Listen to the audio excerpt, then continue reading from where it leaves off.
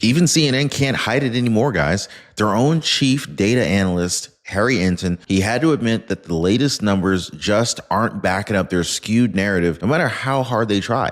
You see, the recent University of Massachusetts Amherst YouGov poll published just a few days ago found only 2% of Trump voters regret their choice and would vote differently if given the opportunity to do so, meaning the American people are sticking with our president through thick and thin, including through these tariffs. In fact, according to a pro-tariff Quinnipiac poll, Democrats and Republicans, they're tied 33% to 33% on the question of who cares more for the needs of the people for the first time in over 30 years. That's huge, guys. This is especially impressive given that Democrats historically held a double-digit lead over Republicans on that very same question going all the way back to 1994, back when the party led on that question by 19 points. Now, Harry Enton from CNN, he said he was shocked when seeing just how much the American public loves or at least believes the Republican Party actually cares about them, even in the wake of Trump's tariff salvo. In fact, guys, we're already seeing the results. Lots of countries have come forward just to make a deal. Especially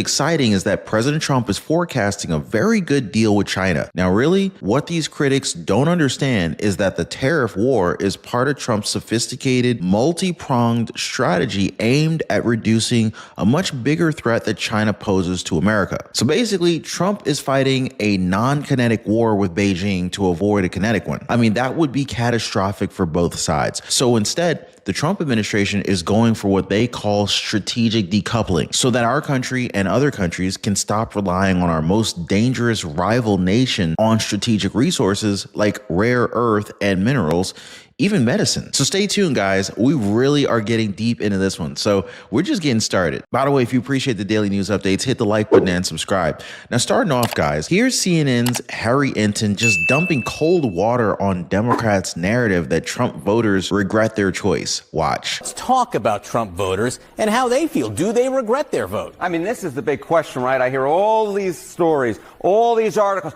All the Trump voters, they regret what they did back in 2024. I'm here to tell you, very few of them regret what they did back in 2024. What are we talking about? Trump voters looking back at 2024. We got a new poll out. The poll was conducted this month. What percentage would change their vote to a different candidate? We're talking just 2%, just 2%. That's not even a wide spot on the road. And then there's this additional 1% who say they would rather not vote. We're talking overall under 5% might or would have changed their vote, Donald Trump voters back in 2024. And then you ask, okay, the same question to Kamala Harris voters, and it turns out the numbers are rather similar. So if there was a repeat, if folks got to be able to redo their vote that they had back in 2024, would the result be any different?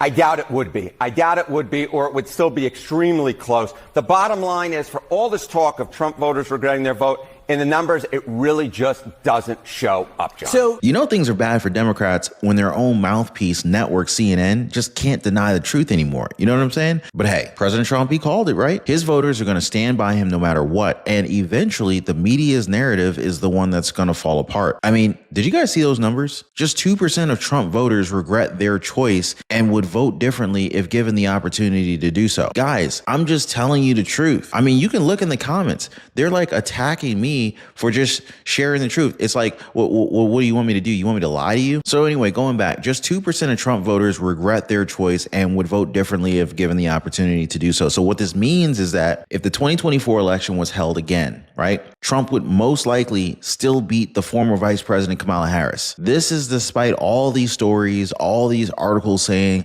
all the Trump voters and how they regret what they did back in 2024. So like CNN's Harry Enton put it, we're talking about just 2%. Just 2%. That's not even like a wide spot on the road. And then there's this additional 1% who they say would rather not vote. Guys, we're talking overall under 5% might or would have changed their mind. And man, Harry Enton really hammered it home when he said, if there's some idea out there that Trump voters are going and saying, man, I wish I voted for Kamala Harris instead of Donald Trump, the numbers say that this is a fanciful universe. Basically, he's saying that the numbers do not support that argument at all.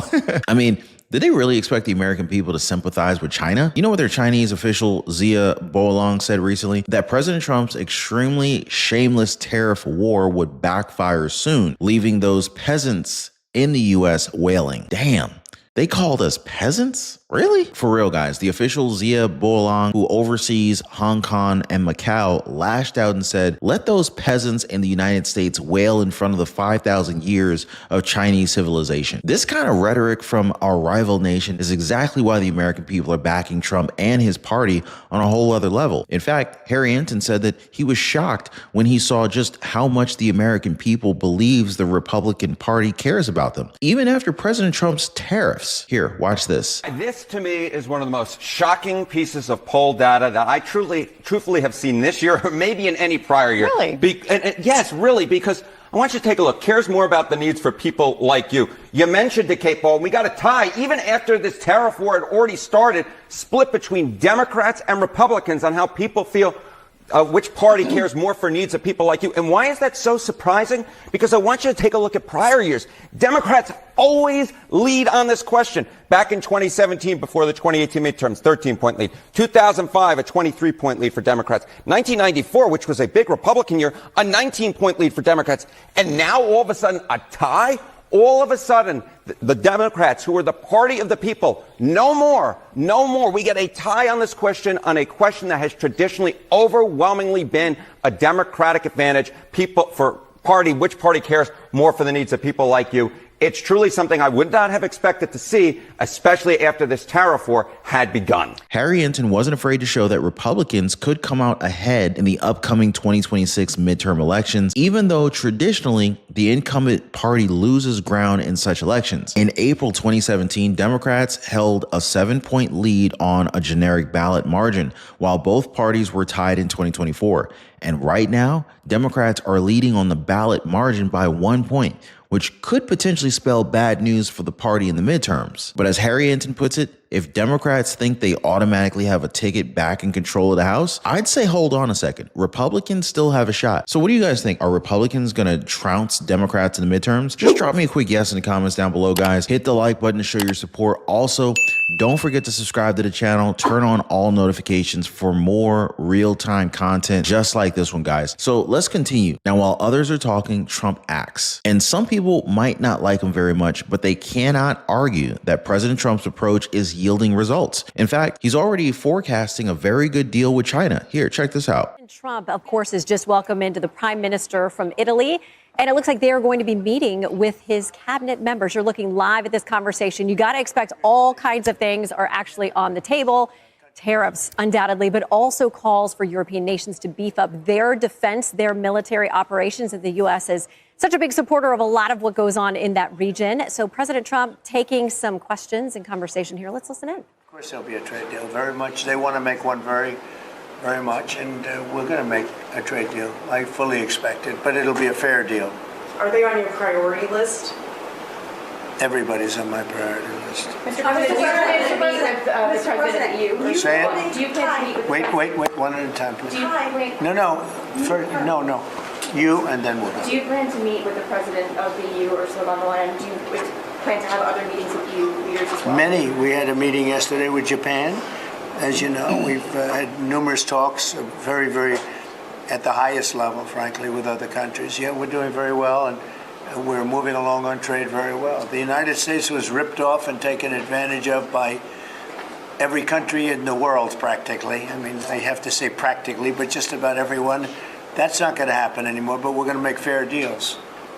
And just in time, too, considering China's playing hardball. And it's not just about tariffs and the global economy, guys. Our lives could very well be on the line. Now, seriously, what if I were to tell you that China could decide whether you live or die? And this is not some conspiracy theory. I mean, they've already suspended exports of rare earth minerals and magnets, which is a key strategic monopoly. These are materials critical for making electric cars, fighter jets, drones, and basically every piece of next-gen military tech that we got. So we're not just talking about like economic warfare here. This is a direct threat to our national security. And hey guys, I keep getting messages from you guys, comments saying, hey Ron, I keep missing your videos. I keep missing the breaking news. Can you please make sure I get notified? So I've taken care of you guys. All you got to do is hit the link in the description down below this video or in the pinned comment and join the breaking news newsletter. That's it, totally free. But here's where it gets terrifying, because their next target could probably be our medicine. So China controls America's generic drug supply, meaning your antibiotics, blood thinners, medications that people rely on to stay alive. Yeah, all that stuff's coming from China, believe it or not. And they've already threatened to use that power against us. So just imagine this. Imagine a future where hospitals are out of meds, surgeries can't happen, pharmacies have empty shelves, and the US has no backup plan. Even India, our other major drug suppliers, depends on China for basic ingredients. Ireland's too busy making brand name drugs for profit, not the generics that actually keep our healthcare system running. No one can afford the name brand stuff for the most part. So what happens if China turns off the tap? Well, we're screwed. Unless we act fast. The US has got to bring this manufacturing back home because right now, we're dangerously vulnerable and China knows it. And that's exactly what the White House Deputy Chief of Staff for Policy, Stephen Miller, brought up when he defended Trump's tariffs. Here, check this out. White House Deputy Chief of Staff for Policy, Stephen Miller, who has just met with the president a short time ago, something that he does quite often. Stephen, good to have you with us today. Thank you for being here. So what is the reaction in the White House to the fact that this noon deadline for China to begin some sort of discussion came and went? Will we now see 104% tariff against China? Well, very simply, this is about the President of the United States defending the core national security interests of the United States. China has hollowed out our defense industrial base. This is very important for your viewers to understand.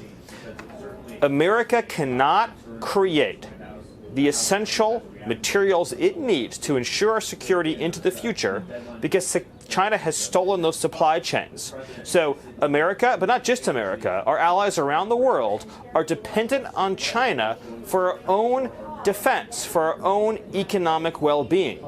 That is the national security threat the president is responding to.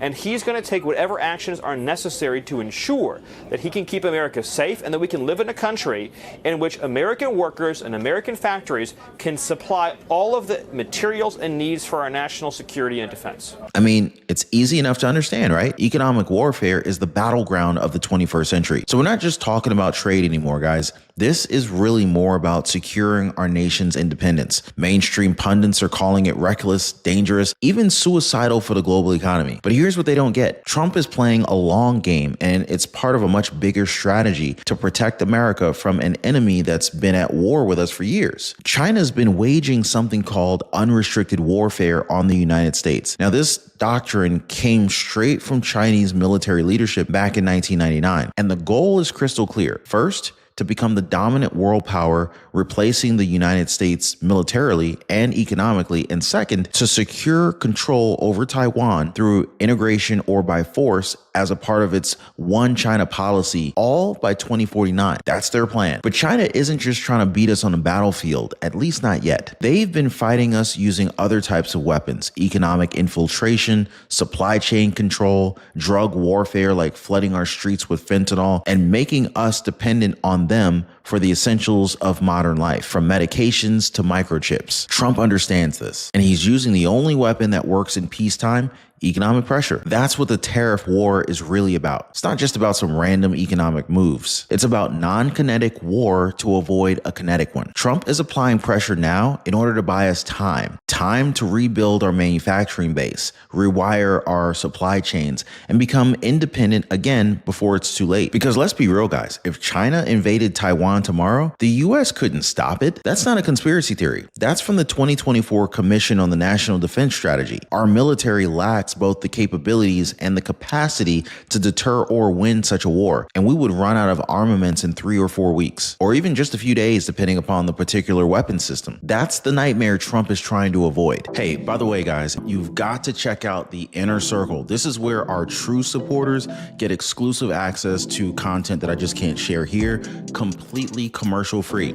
It's also the best way to keep this channel going strong. So if you want to be a part of something special, join us over there. Links in the description or in the pinned comment down below. So the president's strategy is something called strategic decoupling. It's about cutting our reliance on China, especially in the most vulnerable areas. Right now, we depend on China China for nearly all of our generic medication, 95% of ibuprofen, 45% of penicillin, all from China. Even during COVID, we saw how quickly hospitals ran out of basic supplies. Can you just imagine being in a hospital during a national emergency and not being able to get simple blood thinner or pain reliever? That's what we're risking by relying on China. And it's not just medicine. We also rely on China for critical minerals, rare earth elements. This is the stuff that powers everything from smartphones to fighter jets. In fact, a recent report found that we're 100% dependent on foreign countries, mostly China, for at least 12 of the 50 critical minerals that power modern technology and defense systems. So this is why China restricted exports of several rare earths to the United States, basically leverage and economic blackmail. Now, Trump is responding by securing new sources. He's been pushing for rare earth deals with countries like Ukraine, the Democratic Republic of Congo. He even floated acquiring Greenland. Not as a joke, but because Greenland sits on strategic untapped reserves of these critical minerals. That is Trump's version of the art of war. Break your enemy's ability to fight without ever going to war. And let's not forget, Trump promised not to send Americans to die in foreign wars. This strategy honors that promise. He's using business, not bombs, to confront the world's biggest threat. So yeah, I think the bottom line here is that President Trump's tariff war isn't just about economics. It's about defending America without firing a single bullet. He's buying us time to wake up, to rebuild and become independent before China makes its next move. Now, if we don't act now, we may not get another chance. Trump sees the storm coming, and this is how he's building the wall to stop it. So what do you guys think? Like, are you seeing the brilliance behind Trump's plan here? Let me know. Just drop a quick yes or no in the comments, guys. Let's get a conversation started. More breakdowns just like this one and our recommended videos that are about to come up here. Anyway, make sure you guys check those out. Thanks for hitting the like button and subscribing. We'll see you guys next time.